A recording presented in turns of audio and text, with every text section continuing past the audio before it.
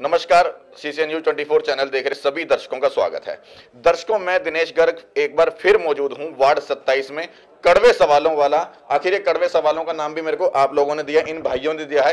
कहते हैं ऊट पटांग सवाल करता है, और ऊट पटांग सवाल करना मेरा हक है। ना पक्ष की बात करता मैं, ना विपक्ष की करता, सिर्फ निष्पक्ष बात करूंगा। आखिर ये चाय पे चर्चा करने वाले थे, चाय कहाँ रह गई? चाय 1 मिनट में आ रही है जी। असल में सर्दी ज्यादा है तो चाय भी सर्दी जैसी बनवा रहे हैं। सर्दी कहाँ है? मौसम में बेशक सर्दी हो, लेकिन आप लोगों ने राजनीति के अंदर इतनी गर्मा गर्मी कर रखी है बुध बिहार के अंदर। देखिए, राजनीति में गर्मी रहनी भी चाहिए और एक सार्थक राजनीति में गर्मी सदैव रहती है। और मैं तो आपसे और भगवान से भी कामना करूंगा कि यह सार्थक राजनीति में जितनी गर्मी चलती रहे, बस व्यवहार में गर्मी ना आए, व्यवहार में हमेशा सर्दी बनी रहे और राजनीति में हमेशा गर्मी बनी। लेकिन कुछ भी कहो, ये बात तो आपने कही जो कि हमारे राजनीति के चक्कर में व्यवहार में जो है गर्मी ना आए, और सीधी सीधी बात करो तो व्यवहार में गर्मी का मतलब है कहीं हमारे मनों में मनमुटाव ना आए। लेकिन ये राजनीति इतनी गंदी है, इतना गंदा दलदल है, और जिसके अंदर आने के बाद आदमी इतना गंदा फंसता चला जाता है, उसको अपने पड़ोस में, अपने भाई के, अपने घर परिवार में सदस्य के साथ क्या हानि हो रही है, क्या लाभ हो रहा है, उसे कोई मतलब नहीं। जैसे अभी लाल क्वार्टर के पास जब आपका मेरा कल फोन आया था, मैंने बताया था कि वहां पर एक हादसा हुआ, एक बच्चे को कील मार करके जो है मार दिया, उसको जान से मार दिया। शायद ये पत्रकार रवि, तेरे को भी पता होगा इस विषय में, जो बच्चे थाना तो वहां पर मोहल्ले में यह हादसा होता है, और दीपक जी आप सोते हो।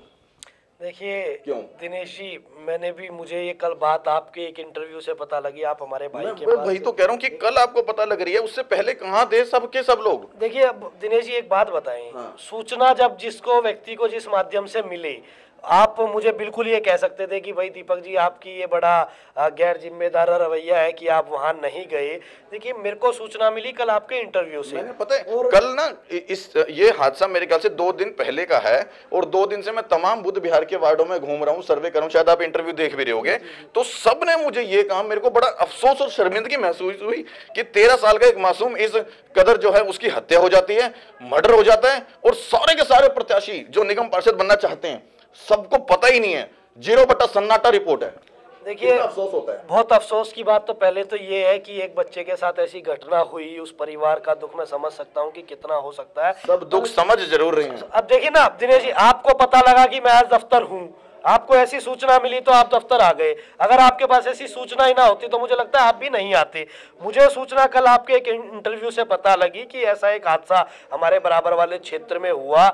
सबसे पहले तो ना इन राजनीति या इन चीजों से ऊपर उठकर मन बिल्कुल ना झिझोड़ सी जाता है कि ऐसा मतलब हम किस समाज में आ गए। हमारा समाज, हमारा समाजवाद का जो सिद्धांत था वो एक भाई को दूसरे भाई से मिलाने का था, एक भाई से दूसरे भाई को मारने का नहीं था।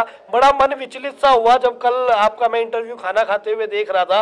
तो मतलब अब कहने को कह सकते हैं कि भाई राजनीतिक बात है, वो खाना थोड़ा सा उसके बाद वाला हजम कम हुआ जब ऐसी घटनाएं कहीं सुनने को। ये एक इंसानियत के तौर पे अगर कोई व्यक्ति ये कहता है कि मेरे को वो निगला नहीं गया, वो खाना वहीं का वहीं रुक गया, तो हम समझ सकते हैं कि कहीं ना कहीं हो सकता है एक इंसानियत के तौर पे और हो सकता है राजनीतिक मुद्दा भी हो, राजनीतिक स्टंट भी हो सकता है। क्योंकि राजनीतिक व्यक्तियों का ऊपर मैं इतनी जल्दी भरोसा नहीं करता, क्योंकि राजनीतिक बातें यूं ही चलती रहती है इलेक्शन के टाइम पे। दूसरा, मुझे कहीं से मैंने सबसे पहला फोन मिलाया अपने बीट वाले ऑफिसर को। अच्छा, मैं आपको मिला रहा था, आपका नंबर नॉट रीचेबल आया, मैंने अपने बीट वाले ऑफिसर को मिलाया जो हमारा टेलीफोन रोड एरिया देखता है। टेलीफोन रोड एरिया हमारा बिल्कुल टच करता हुआ है लाल फ्लैट से।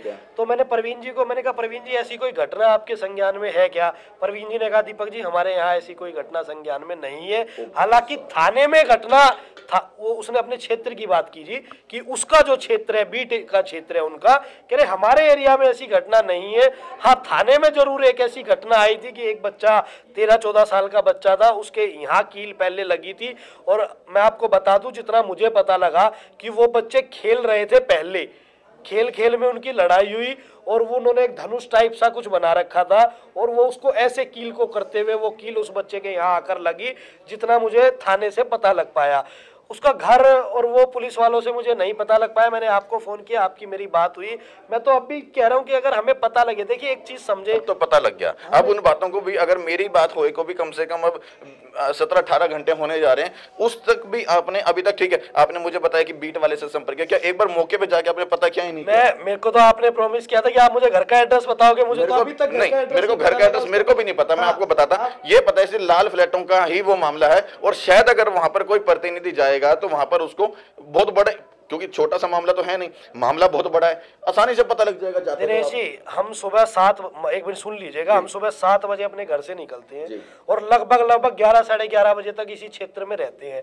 मुझे नहीं लगता कि कोई भी राजनीति वाला व्यक्ति, आम आदमी पार्टी, कांग्रेस, भाजपा और अन्य भी जो पार्टियां हैं, कोई भी इंसान ऐसा होगा कि जिसको ऐसी घटना पता लगे और उसके मन में पीड़ा ना हो और वो वहां जाने की ना सोचे। या तो हम यूं कह ले कि भाई हमारे पास समय नहीं है, जब 7 से 12 तक का हमारा समय क्षेत्र का है, जनता का है, तो मुझे नहीं लगता कोई भी राजनीतिक दल का व्यक्ति 5 मिनट वहां जाने के लिए नहीं निकालेगा। हाँ, कहीं ना कहीं जानकारी का अभाव हमारे तक है। आज तक भी आपसे भी, आप देखिए, आप भी पूरे क्षेत्र में बड़े एक्टिव रहते हैं, पूरा दिन एक्टिव रहते हैं, जनप्रतिनिधियों से भी मिलते हैं और यूं कहे कि संभावित जो प्रत्याशी, जो भी राजनीतिक लोग हैं उनसे मिलते हैं, थानों में भी मिलते हैं, अन्य पत्रकारों से भी मिलते हैं। हम उसके घर का पता नहीं निकाल पाए, क्योंकि आप भी नहीं निकाल पाए, मैं भी नहीं निकाल पाया। अब मैं सच बताऊं, अपनी बातों में मेरी कमजोरी मान लो या जो मर्जी कह लो, कि मैं उस क्षेत्र में जाकर के उस बच्चे के माता पिता से मिल नहीं पाया अभी तक, कि भाई मैं मिलता तो शायद मैं आपको एग्जैक्ट एड्रेस भी बता दूं, हो सकता है मैं आज बता भी दूं। और मैं तो निवेदन आपसे भी करूंगा कि मुझे तो बड़ा अच्छा लगेगा। देखिए, हालांकि अच्छे लगने वाली चीज नहीं है, हम जितने भी साथी हैं, हमें ग्रुप बनाकर सब वहां इकट्ठे एक साथ जाएंगे। और देखिए, किसी के घर का बच्चा तो ना मेरा इतना सामर्थ्य है कि मैं उनके घर का बच्चा उनको लौटा सकूं, और ठीक है, वो भगवान तो कोई भी नहीं लौटा सकता, आप अपनी कोई भी नहीं कर सकता। हाँ, एक जरूर एक चीज है कि हम कम से कम उस परिवार के साथ संवेदनाएं अपनी रखें। हो सकता है कि इस विकट समय में उस परिवार को कई चीजों की आवश्यकता हो, तो हम कहीं ना कहीं यूं कहें कि जैसे चिड़िया की चोंच से पानी गया था, ऐसा कुछ प्रयास हम सभी साथी सामूहिक रूप से करेंगे। मैं 2 दिन से आपके जो इंटरव्यूज देख रहा हूं, उसमें आप जितने भी साथियों से मिले हैं, ये मेरा प्रॉमिस है कि हम सारे भाई इकट्ठे होकर उस परिवार से जरूर मिले।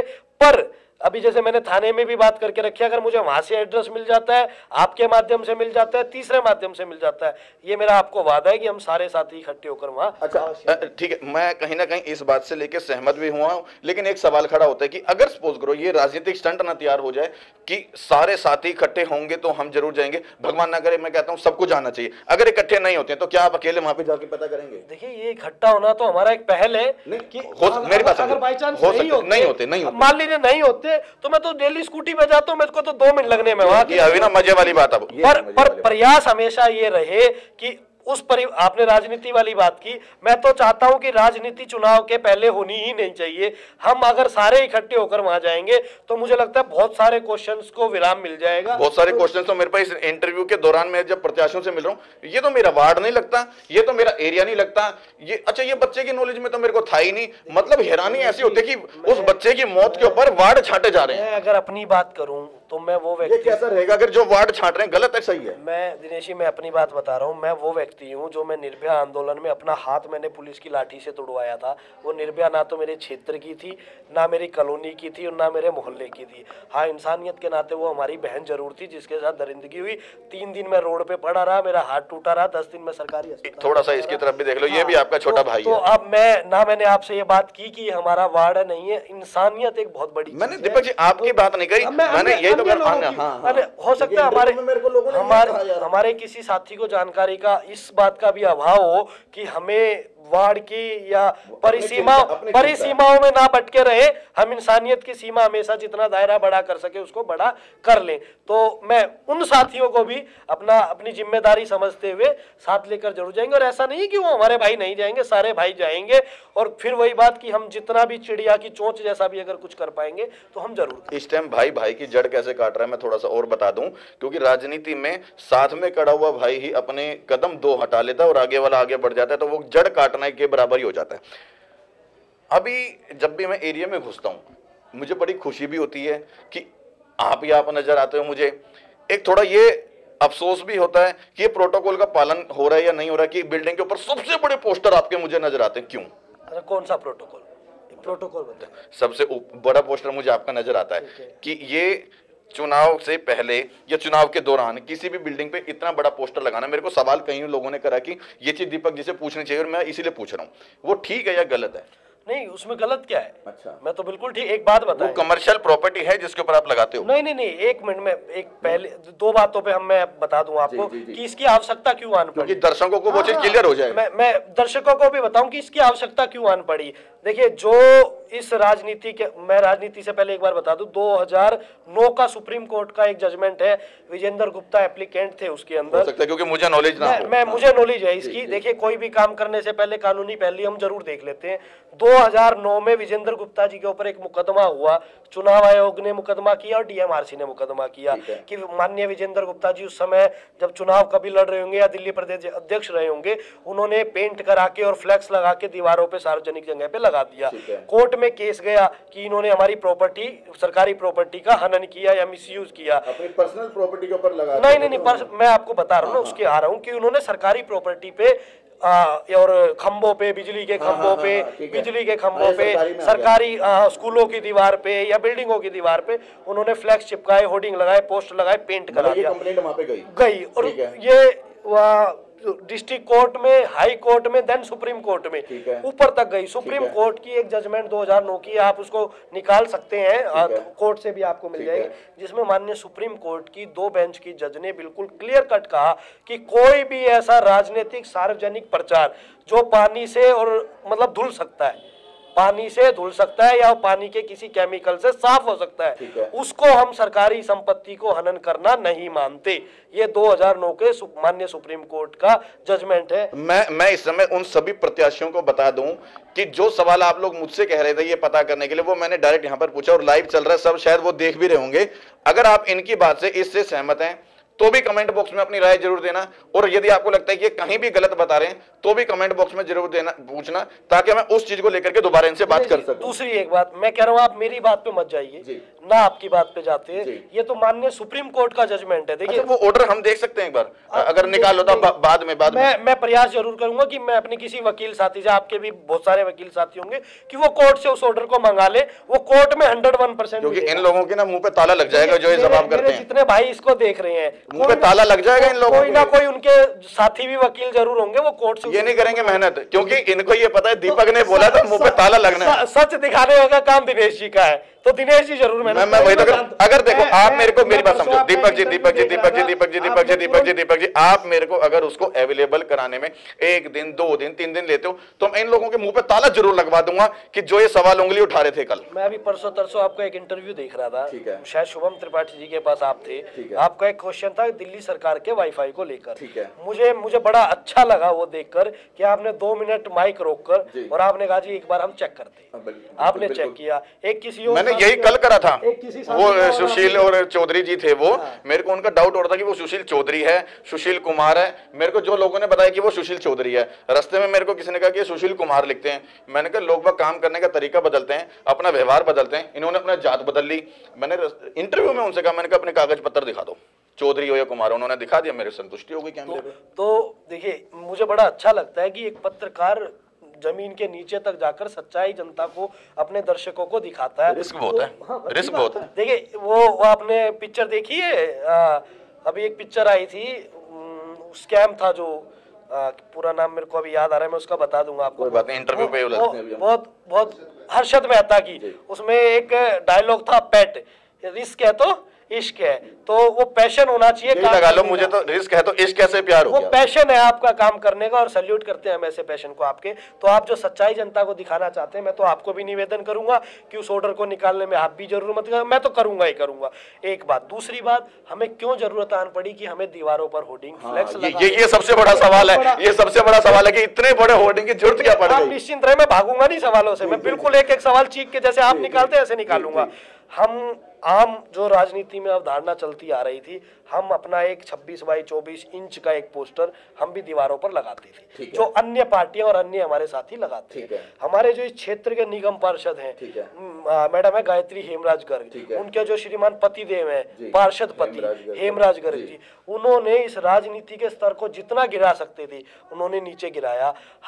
गिराया मैं आ रहा हूँ, हमारे वार्ड में एक दिन मैं सुबह 7 बजे 7:30 बजे तैयार हो रहा था अपने घर पे, एक समाज सेवी है हमारे बड़े अंकल जी, नाम माइक पे लेना ठीक नहीं, उनका मेरे पास फोन आया। नाम ले दो, क्या दिक्कत है, सच है तो ले दो। आदरणीय कंवर सेन गुप्ता जी का मेरे पास फोन आया कि दीपक यार ये क्या हो रहा है, होर्डिंग पोस्टर फट रहे हैं। मैंने कहा अच्छा अंकल जी, ऐसा होना तो नहीं चाहिए, आज तो संडे है, संडे का दिन था। मैंने अंकल की बात को, मैंने कहा अंकल जी इनका काम है, ये मानते नहीं है एमसीडी वाले।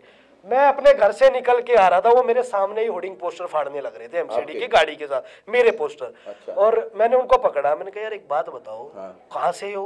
हाँ। बोले साहब एमसीडी से हैं। हाँ। मैंने कहा देखिए सामने कूड़ा पड़ा है, हाँ। इसे वो उठा। नहीं दिखाई देगा। मैंने कहा इसे उठा। हाँ। कह रहा जी ये मेरा काम नहीं है। हाँ। और आप दिनेश जी विश्वास माने, मेरी सहनशीलता थी, अगर मेरी जगह कोई थोड़ा सा भी गुस्से वाला आदमी होता ना तो वो थप्पड़ मार देता उस व्यक्ति को। मैंने उसको एक बात बोली, मैंने कहा मेरे प्यारे भाई संडे का दिन है, आप 7 दिन काम अगर करते हो, मुझे खुशी होती अगर आप 7 दिन ये जनता का कूड़ा उठाने का काम करते, आप या झाड़ू लगाने का काम करते। आप पर्टिकुलर 2 व्यक्ति 3 व्यक्ति या पर्टिकुलर पार्टी का निशान देखकर आप पोस्ट, उनके हाथ में ना दिनेश जी इतना बड़ा एक लोहे की पत्ती सी है जो पेंट करने वाले रखते हैं, वो पोस्टर को जहां भी लगा ऐसे खुरेच के 1 मिनट में उतार देते। साफ सफाई अभियान चल रहा था, मतलब साफ सफाई अभियान दीवारों का, क्षेत्र का नहीं। तो भाई दीवारें भी तो क्षेत्र में आती हैं। मैंने वहीं खड़े, दीवारें क्षेत्र में तो मैंने वहीं खड़े, दीवारें क्षेत्र में, बिल्कुल बिल्कुल, मैंने वहीं खड़े होकर पार्षद पति महोदया को फोन मिलाया। 3 फोन मैंने उन्हें मिलाए, साहब ने हमारे फोन नहीं उठा, बिजी थे। हाँ भी हो सकता है व्यस्त हो। मैंने तो कई बार आपके भी नहीं उठते। मैं बैक कॉल जरूर कर लेता हूँ, ये मेरी आदत है। उन्होंने किया? उन्होंने बैक कॉल नहीं किया। मैं बता रहा हूँ कैसे किया उन्होंने बैक कॉल। देखिए अभी मैं आपसे नहीं किया, मैं अभी आपसे बात कर रहा हूँ, मेरे अभी तक 20-25 फोन बच चुके हैं, पर इनको बैक कॉल जरूर होगी, ये मेरा विश्वास है। उसके बाद मैंने ये चीज मैं आपको भी बता दूं दर्शकों, मैंने भी अगर कई बार इनको फोन किया, हालांकि देखो इस टाइम अपनी सीट के लिए, चुनाव जीतने के लिए बहुत सारे इस समय ये व्यस्त रहते हैं, लेकिन जब भी मैंने फोन किया अगर फोन उस टाइम नहीं उठा तो बैक कॉल जरूर आ गया, चाहे वो लेट सवेर आ गया हो। अब दिनेश जी हमने उन एमसीडी वालों को कहा कि आप हमारे साथ चलो, आप होर्डिंग उतारो, कोई दिक्कत नहीं, पर आप सबके उतार लो, सफाई अभियान हो तो सारा हो, सबका हो, जितना भी हो। आप विश्वास मानेंगे उन्होंने 4 होर्डिंग भाजपा के उतारे, निगम पार्षद जी का उनके पास फोन आ गया, आपके पास नहीं आया? उसके पास नहीं आया, उनके पास आ गया। वो बोले भाई साहब ये साथ में ही देखो एमसीडी के मालिक हैं वो, तो उनके पास तो पहले जाएगा फोन। तो अब दिनेश जी एक बात है, अब ये जो पैसा है ना, ये हमारी बहुत मेहनत की कमाई का पैसा है। अच्छा, कुछ लोगों ने मेरे को सवाल उठाया था, उस बात पे आऊंगा। वो बहुत मेहनत की कमाई का पैसा है। जब वो 5000 रुपए के पोस्टर चिपकते हैं ना, तो कहीं ना कहीं मैं ये चाहता हूँ कि वो 15 दिन दीवार पे टिके रहे। 5000 के पोस्टर लगा के 5000 लोग वोट तो दें, इवन देखें। मैं कह रहा हूँ वोट तो आदमी का अपना अधिकार है, पर 5000 लोग उसको देख तो लें, मेरी संतुष्टि तो हो जाए, और वो लगते कि अगले दिन फट जाए, तो आप विश्वास मानिए बहुत दुख होता है। अब ऐसे में हमने क्या किया, गुस्सा भी आएगा। लेकिन इस गुस्से को कंट्रोल कैसे करते हो फिर? मेरी डीसी साहब से बात, कंट्रोल कैसे करते हो गुस्से? देखिए एक ये जो वो आपने देखा है कि जैसे पानी पिया जाता है ना, तो पानी थोड़ा कम पी लेते हैं, गुस्सा थोड़ा ज्यादा पी लेते हैं। मतलब गुस्सा पी लेते हो? पी लेते हैं। देखो इंसान हूँ, भगवान तो हूं नहीं जी, है ना। जिस दिन राग द्वेष और गुस्सा छोड़ दिया उस दिन तो क्या पता मैं भगवान बन जाऊं, पर आज इंसान हूँ, लाजमी है कि गुस्सा इंसान को आ ही जाता है, स्वाभाविक है। अब ऐसे मेरे सवालों से तो नहीं आता? नहीं बिल्कुल नहीं, आपके सवालों से आता तो मैं जवाब दे देता हूँ ना आपको। अभी आप देखिए फिर हमने क्या किया, जो हमारे अपने साथी हैं हम उनके साथ बैठे और ये समस्या हमने उनके साथ रखी। हमने कहा वो लोग चाहते हैं झगड़ा करना, चाहे हम अभी कर लें और चाहे कभी भी कर लें, हम झगड़ा बिल्कुल नहीं करेंगे दिनेश जी। हमने कहा कि अब हम अपने लोगों से मिलते हैं, जो हमारे पर्सनली जो हमारे लोग हैं। मान लीजिए ये सामने राजेश जी का मकान है, मान लीजिए सुशील जी का मकान है, मान लीजिए आकाश जी का मकान है, किसी का भी है। घर गए हम, डेली सुबह जाते ही हैं चाय पीने। फिर हमने एक ड्राइव शुरू किया कि हम जिसके यहाँ चाय पीने जाएंगे दोनों हाथ जोड़ के एक निवेदन करेंगे कि भाई साहब हम आपकी इस दीवार पे अपना एक फ्लैक्स लगाना चाहते हैं। उन्होंने, मैं आपको मतलब बड़ी खुशी है मुझे बताते हुए कि हम 120 जगह दिनेश जी गए, 120 जगह में से 119 जगह हमें ये कहा गया भाई साहब कमाल करते हो आप लगाओ वहाँ 100। और मैं आपको देखो कहना नहीं चाह रहा, वो मेरे 119 मेरे लिए भगवान समान है मेरे व्यक्ति। तो उसमें से पोस्टर से नेता बनता और जीतता है बंदा, वोट मिलती हैं। उसमें से 50-60 जगह तो लोगों ने ये कहा भाई साहब आप प्रिंटर का नंबर मुझे दे दो, पैसे भी मैं दूंगा। आपने मेरा वो काम कराया था, मुझे याद है, आपने मेरा वो काम, भाई साहब कमाल है। लेने को देना है, लेने को देना है। नहीं देखिए वो तो उनका, मैं तो बड़प्पन कहूंगा, काम तो दुनिया के होते हैं, है ना, पर उनका बड़प्पन था, उन्होंने ये बात की और वो मेरे लिए तो देव तुल्य है। चलो आपके मुंह से ये बात ही अच्छी लगेगी, क्योंकि राजनीतिक बातें यही हैं कि अगर इस समय ये ना कहेंगे कि क्या नाम है, उन्होंने जब उनका ये काम हो गया था और उन्होंने लेन देन चलता रहेगा, ठीक है उनका काम हो गया, इन्होंने पोस्टर लगाने की जगह दे दी, वो अलग चीज है। सीधी बात हम ये करेंगे, जब उन्होंने पोस्टर लगाने की, कोई भी पर्सनल बंदा अपने मकान पे अथोराइज करता है कि हाँ आप मेरे मकान पे बड़ा होर्डिंग और पोस्टर लगा सकते हो, तो क्या, मुझे पता नहीं नहीं, क्योंकि क्या वो एमसीडी लीगलाइज करती है या नहीं करती, क्योंकि नहीं। वो कमर्शियल प्लेस तो है ही नहीं। देखिए, हम जहाँ बैठकर बात कर रहे हैं अनऑथराइज एरिया है। आज अभी हम ये तो हम प्रैक्टिकल कर सकते हैं। हम एमसीडी के वक्स वाले जेई को फोन मिलाते हैं। वक्स वाले जेई को फोन मिलाकर हम बोलते हैं कि जेई साहब, एक हमारा गड्ढा, देखिए आपको मालूम होगा, मुझे लगता है कि सड़क के गड्ढे भरने का काम दिल्ली नगर निगम के तहत आता है, मेंटेनेंस का काम, या यूं कहे नाली की 2 ईंट लगाने का काम है। हम बोले जेई साहब, हमारी नाली की 2 ईंट टूट गई है, जरा वक्स वाले को भेज के रिपेयर करा देना। वो एक ऑर्डर दिखाएंगे आपको 2019 का माननीय सत्येंद्र जैन जी का, कि जी सत्येंद्र जैन जी ने ऑर्डर निकाला था, गृह मंत्री है दिल्ली सरकार के, कि भाई ये अनऑथराइज कॉलोनी जितनी है सब डीएसआईडीसी में चली गई। अब वक्स वाले टाइम में, काम करने के टाइम में तो एमसीडी कहेगी डीएसआईडीसी में है। अब जब वो होर्डिंग के लिए आएगी तो मैं नहीं कहूंगा कि वो डीएसआईडीसी। यही तो राजनीति, एक दूसरे के ऊपर बोल फेंकते हो आप लोग सब। अब समझिए ना मेरी बात जी, जहाँ मकानों से पैसे उगाई करने हो वहां तो एमसीडी आएगी कि हम करेंगे, समझ रहे ना। जहाँ 2000 रुपए मास्क के लेना तो दिल्ली सरकार, जहाँ काम करना होगा वहाँ एमसीडी कहेगी वक्फ डिपार्टमेंट का काम नहीं है। तो रही बात पहली तो ये कि एमसीडी क्या इसको कमर्शलाइजेशन नहीं कर सकती। दूसरी बात, दिल्ली इलेक्शन कमीशन और भारत सरकार के इलेक्शन कमीशन के अंदर जब मॉडल कोड ऑफ कंडक्ट लग जाती है, उसके बाद भी अगर किसी के निजी मकान पर कोई बोर्ड होर्डिंग किसी राजनीतिक दल का लगा है, बशर्ते वो 200 मीटर दूर हो पोलिंग स्टेशन से, बशर्ते। तो आपके प्रोटोकॉल में आ रहे हैं ना? नहीं सुनिए, अभी तो मॉडल कोड ऑफ कंडक्ट लगी ही नहीं है ना, अभी तो लगा ही नहीं है। मॉडल कोड ऑफ कंडक्ट लगने के बाद भी अगर मैं 200 मीटर से पहले किसी निजी मकान पे होर्डिंग पोस्टर लगाता हूं तो वो गलत 100% नहीं है। अगर मैं 200 मीटर के अंदर लगाता हूं तो वो 100% गलत है मॉडल कोड ऑफ कंडक्ट लगने के बाद। अभी जब हम बैठकर बात कर रहे हैं, जब मॉडल कोड ऑफ कंडक्ट का दूर दूर तक नाम नहीं है, अभी जहां भी मेरा होर्डिंग लगा है, मैं ये बिल्कुल नियम कानून के साथ आपको बता सकता हूं। इनकी तरफ देख के बताओ, 100% नियम कानून के साथ भी बता सकता हूं कि मैं 100% सही हूं वो होर्डिंग लगाने में। वो निजी किसी की संपत्ति पर लगा हुआ होर्डिंग है, मुझे उसके लिए कोई कोर्ट में भी चैलेंज नहीं कर सकता। एक व्यक्ति चैलेंज कर सकता है जिसका वो मकान है, और उससे तो आपने सहमति ली, मेरी परमिशन है, उसकी मेरी सहमति है, उसके अलावा मुझे कोई कोर्ट मैं तो कहूंगा उससे भी कोई रिटर्न में ले लो। कल को राजनीति हो सकता है वही बंदा केस ना चला। एक बात होता है ना जी, ये जो लोग देख रहे हैं वही पैसे दे रहे हैं वो अगर वो पैसे देने वाला आदमी होता, लेने वाला आदमी होता, तो वो मुझे ही कह देता, दीपक जी आप देखो अपना प्रचार करोगे, मैं तो इतने रुपए लूंगा। फिर भी मैं तो आपकी सेफ्टी के लिए कह रहा हूँ, एक बार चर्चा कर लेना, ये तो बात का विषय है। वो आप जब इस ऑफिस में अंदर घुसे होगे ना, आप, मुझे नहीं पता आपका ध्यान गया है नहीं गया, सबसे ऊपर एक बोर्ड लगा है मेरे ऑफिस के सबसे ऊपर। मेरी तो ये जीवन नैया मेरा श्याम चलाता है, तो मैं इस टेंशन में नहीं हूँ बिल्कुल भी। और वो जो 120 119 जगह मैंने वो होर्डिंग लगाए हैं, वो मेरे अपने 119 जगह लगे। हाँ, मैं उन्हें मैं बात कर रहा हूँ, आप इशारे से समझ गया मैं कौन सी होर्डिंग है। मैं सब समझ गया। मैं उस 119 जो जिन घरों पे वो होर्डिंग लगे हैं, और मेरे जितने ही ऐसे लोग हैं, देखिए दिनेश जी, अगर मैं एक छोटा सा आदमी होकर आज निगम की टिकट की दौड़ में आपके अनुसार हूँ, या यूं कहें कि मैं टिकट मांग रहा हूँ, तो मैं अपने दम पर नहीं मांग रहा हूँ, मैं इन लोगों के दम पर टिकट मांग रहा हूँ। बिल्कुल बिल्कुल, कहीं ना कहीं जनता ही आप लोगों को बनाएगी और जनता ही बिगाड़ती है। अच्छा, तीसरा और मेरा अंतिम सवाल रहेगा, हालांकि मुझे ये पूछना नहीं चाहिए, लेकिन जनता ने कहा, प्रत्याशी ने कहा कि पूछ लेना, फिर भी मैं पूछ लेता हूँ कि ताकि लोगों का भ्रम खत्म हो जाए। आप बिजनेस क्या करते हो? मेरा कोरेगेटिंग बॉक्स डिब्बा बनाने का बिजनेस है नरेला के अंदर। हालांकि अभी मेरे एड्रेस क्या है वहाँ का? I-2193 Narela industrial area. हालांकि अभी मेरे जीजा जी एक्सपायर हो गए, छोटे जीजा जी, उनके साथ मेरा पार्टनरशिप में वो बिजनेस था, तो अभी 1 महीने पहले मैंने वो बिल्कुल बाइंड अप कर दिया है बिजनेस। हमारा अपना जो पारिवारिक बिजनेस है, जो मेरे भाई और मेरे पापा संभालते हैं, ईवा शीट होती है जो वाइपर के नीचे लगती है, उससे हम स्पोर्ट्स आइटम बनाते हैं किराड़ी अमन विहार के अंदर। 3 जगह आपके आशीर्वाद से हम ठेके पे काम कराते हैं। दारू के ठेका इन द सेंस की मतलब माल, उसको मैं आपको कैसे समझाऊं कि माल हमारा, लेबर सारी उनकी, वो उसको बिजनेस लैंग्वेज में ठेका बोलते हैं, ठेके पे काम कराते हैं। क्योंकि आजकल तो ठेका चल रहा है। मैं दिल्ली सरकार को, माननीय मुख्यमंत्री श्री अरविंद केजरीवाल जी को, हमारे लोकप्रिय माननीय विधायक श्री महेंद्र गोयल जी को तहे दिल से इस वार्ड 27 के 56,000 मतदाताओं की तरफ से और करीब 1.5 लाख आबादी की तरफ से धन्यवाद देता हूं कि उन्होंने हमारे वार्ड में से 2 ठेके बंद करा दिए, और तीसरा ठेका भी मुझे उम्मीद है, हमारे वार्ड में 3 ठेके थे दिनेश जी, 2 माननीय मुख्यमंत्री माननीय विधायक जी ने बंद करा दिए, 1 ठेका जो बचा है मुझे लगता है मार्च अप्रैल में वो भी बंद हो जाएगा। तो वार्ड 27 तो एटलीस्ट जहां हम बैठकर बात कर रहे हैं वो बिल्कुल ठेका फ्री हो जाएगा। दर्शकों वाकई देखो, इतनी सी बात करने के बाद भी मैं पूरा तरह से संतुष्ट हूं कि अगर ठेके के बंद होने की जब बात हो रही है तो इसमें मुझे नहीं लगता कि मैं इनसे ये पूछूं कि ठेके के पक्ष में हो या विपक्ष में, क्योंकि जब सीधा सीधा बंद कराने की बात हो रही है विरोध तो अपने आप हो गया,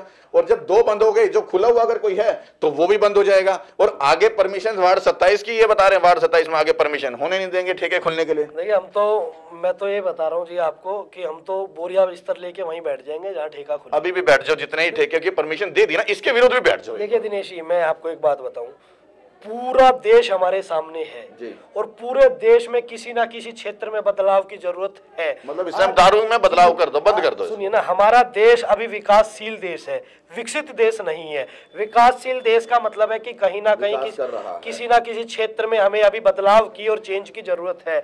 एक व्यक्ति, अब मैं देखिए, मुझे बड़ा अच्छा याद है, चाणक्य की एक किताब में लिखा था कि पूरी दुनिया अगर जल रही हो तो अपना देश बचाओ, अपना देश अगर जल रहा हो तो अपना राज्य बचाओ, राज्य अगर जल रहा है तो अपना क्षेत्र बचाओ, क्षेत्र जल रहा है तो अपना मोहल्ला बचाओ, मोहल्ला जल रहा है तो गली, और गली जल रही है तो घर। इसी लंबी होती है मेरी वीडियो, मैंने देख लिया। हाँ कोई बात नहीं, और अगर घर जल रहा है तो अपने आप को बचाओ। तो दिनेश जी, आज हमने शुरुआत वार्ड 27 से, छोटे से काम से शुरू की है। आपके प्रयास से एक दिन मोहल्ला, गली, देश और राज्य और दुनिया भी। मुझे वाकई ये चीज इनकी बड़ी अच्छी लगी कि वार्ड 27 का ये प्रतिनिधि हैं, वार्ड 27 से खड़े हो रहे हैं, वार्ड 27 से निगम की तैयारी में है, तो वार्ड 27 में सुधार भी करवा दिया, 2 ठेके बंद करवा दिए, जैसा इन्होंने बताया कि आगे भी ठेका जो एक है वो भी बंद हो जाएगा।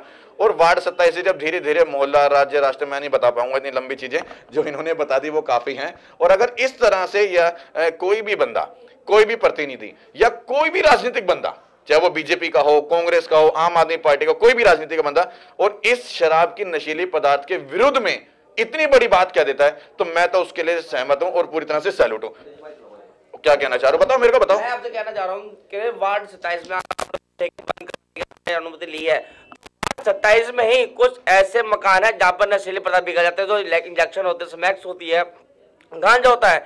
जो अभी लाल क्वार्टर के अंदर जो बच्चा मरा है वो स्लोचन सूंघता था, मात्र 13 साल की उम्र में बच्चा स्लोचन लेकर आ रहा है, वो स्मैक पी रहा है, तो आ कहां से रहा है यहाँ पे? वो ये सरकार ठेकों को बंद करने की अनुमति दे रही है, सील लगा रही है, मैं उस बात को मानता हूं, पर ये नशे क्यों नहीं बंद हो रहे? क्या ये मेरे भाई ने बात की स्लोचन की कि मैं आपको नहीं एक बात मैं आपको बताऊं जी, जितने टायर पंचर वालों की दुकान है, जितने हार्डवेयर स्टोर है, देखिए इस पेन का यूज ना मेरे इस पेन का यूज है लिखने के लिए, सरकार ने इसको लिखने के लिए दिया है। अब मैं इसे खोल के अगर अपने ऐसे मार लूं या किसी के मार दूं, वो आदमी मर जाएगा।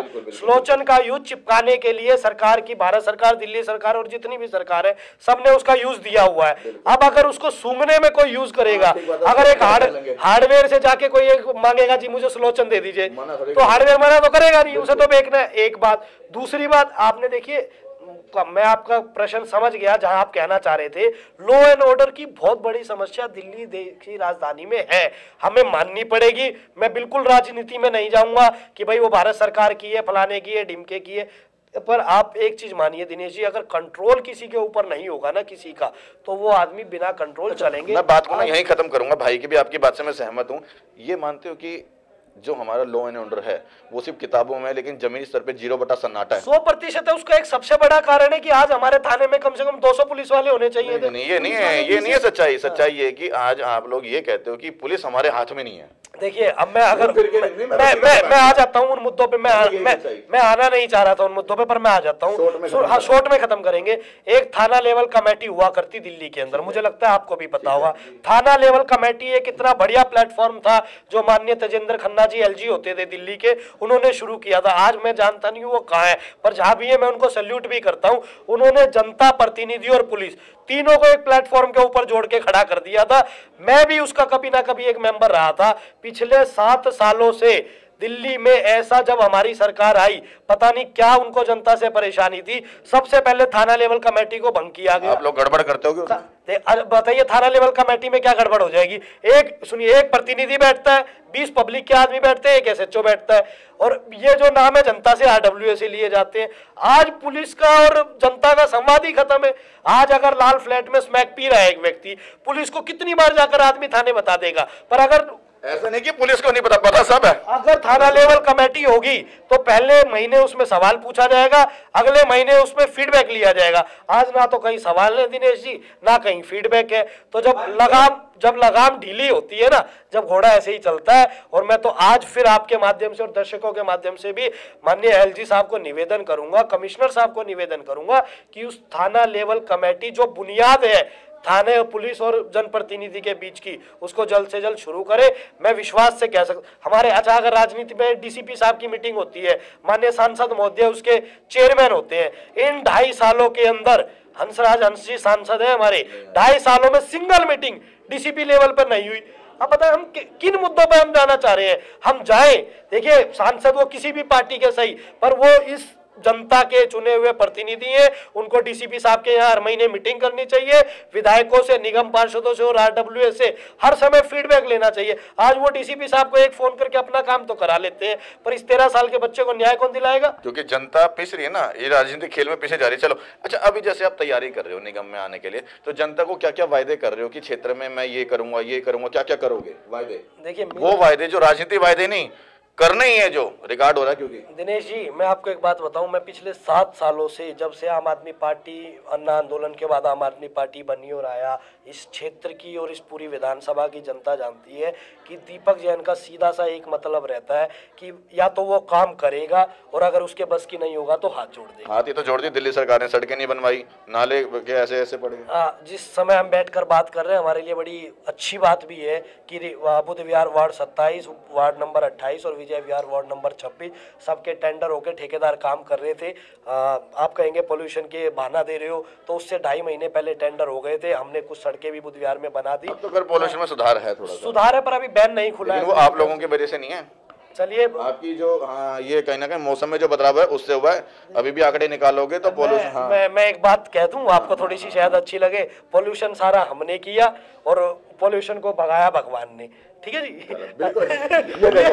मान ली अपनी गलती को, मान ही लिया। अनेकों कारण है, एक इंटरव्यू पोल्यूशन पे करेंगे, फिर आप कहेंगे लंबे हो जाते हैं, और मुझे आपके लंबे इंटरव्यू भी अच्छे लगते हैं कि आप बात सारी रख लेते। चलो दर्शकों, मेरे को नहीं, बस खत्म करो, ये अपने आप कर लेगा भाई। ये चीज मेरे को अच्छी लगती है कि कहीं ना कहीं जो है, जब किसी पत्रकार की पत्रकारिता को सहारा जाता है, या निर्भीक होकर के जब हम पत्रकारिता करते हैं, कोशिश करते हैं ना पक्ष की करें और ना विपक्ष की, सीधा निष्पक्ष बात करते हैं। वीडियो तो लंबी होगी दर्शकों, मेरे को बहुत से लोगों ने कहा कि आपकी वीडियो लंबी हो जाती है, शॉर्ट में रखो कैसे? लंबी तो होनी चाहिए। जब ये लाल फोन आप देख रहे हैं जी। अच्छा, वायदे वो रह गए, वायदे रह गए। वायदे क्या क्या? मेरा सबसे बड़ा एक वायदा रहेगा कि हमारा प्रयास क्षेत्र का विकास, पहला वादा। दूसरा वादा जो ये क्षेत्र में विकास में क्या क्या, जो सबसे, देखिए निगम पार्षद का एक सबसे बड़ा काम होता है कि वो अपने क्षेत्र में, जब आदमी घर से सीढ़ियों से नीचे उतर के गेट खोल के बाहर आए, तो उसे लगे कि उनका एक प्रतिनिधि है जिसने सुबह यहाँ झाड़ू लगाकर, कूड़ा हटवाकर चूना लगवा दिया। क्योंकि प्रतिनिधि तो कब पता लगेगा? जब राजा बाबू की तरह ऐसे बन के जाओगे तो पता लग जाएगा ये प्रतिनिधि है। देखिए आप ये देखेंगे मेरे नीचे, आज सुबह मेरे पास एक फोन आया, मैं अपने घर पे जब तैयार हो रहा था। अच्छा लग रहा है। मैं बता दूं आपको दिनेश जी, आज सुबह मेरे पास फोन आया कि जी ये जो मेन वाई ब्लॉक वाला रोड है ना, यहाँ पानी भर गया, 2 घंटे से जाम है। आधे घंटे में मैं पीडब्ल्यूडी के और जल बोर्ड के अधिकारी वहां पहुंच गए। दिनेश जी मेरी जुराबें भी अभी नीचे से गीली है। पहुंचना ही पड़ेगा, चुनाव जीतना है। ये आप अगर, अब मैं आपको पुरानी फोटोज दिखाऊं, आप मानेंगे नहीं, मेरी फेसबुक पे चले जाइएगा। मैं मान लूंगा सच्चा और ईमानदार आदमी। 2015 से जब माननीय विधायक जी विधायक बने, तब से लेकर और अब तक हमने समस्या को नहीं रहने दिया। हाँ, कुछ समस्याएं ऐसी थी जिनको सॉल्व करने में समय लगा, पर माननीय विधायक जी का इतना आशीर्वाद मेरे ऊपर और इस क्षेत्र पे है कि माननीय विधायक जी ने एक आदेश हमें सबको दे रखा है कि जो पिछले वाला था ना, उस जैसा बनकर इस क्षेत्र से नहीं जाना, जनता का हर एक कार्य करना है। निगम पार्षद अगर भगवान ने मुझे बनाया तो जो सबसे बड़ा, जनता बना देगी, सबसे बड़ा जो कार्य है वो है इस क्षेत्र की साफ सफाई करवाना। मुझे लगता है कि शपथ लेने से पहले मुझे कम से कम 200 ट्रक यहाँ से मलबा और कूड़ा हटवाना पड़ेगा, और मैं तो प्रयास भी करूंगा कि शपथ जब लेकर आऊं, जब ये कूड़ा हटवा। जनता की सेवा में दीपक जी यूं ही लगे रहो, और दीपक यूं ही जलाते रहो अपने क्षेत्र में, तो जनता जरूर विश्वास करके आपको कहीं ना कहीं, अगर जनता ठीक समझते तो आपको जो है पार्षद के रूप में जरूर देख लेगी। अच्छा दर्शकों, मैं एक चीज और बता दूं, कहीं ना कहीं प्रतिनिधि अपने वायदे करते रहते हैं, सीट मिलने के बाद वायदे पूरे होते हैं नहीं होते, ये सब आप जानते हो। कहीं ना कहीं 0 बटा सन्नाटा भी है, कहीं ना कहीं काम होते भी हैं, तो कितने काम होंगे, काम नहीं होंगे, ये सब हम इनके ऊपर और आप सब लोगों के ऊपर छोड़ देते हैं। इस तरह की खबरों को हमारे साथ देखने के लिए हमारे साथ बने रहिए CCN न्यूज़ दिल्ली के साथ।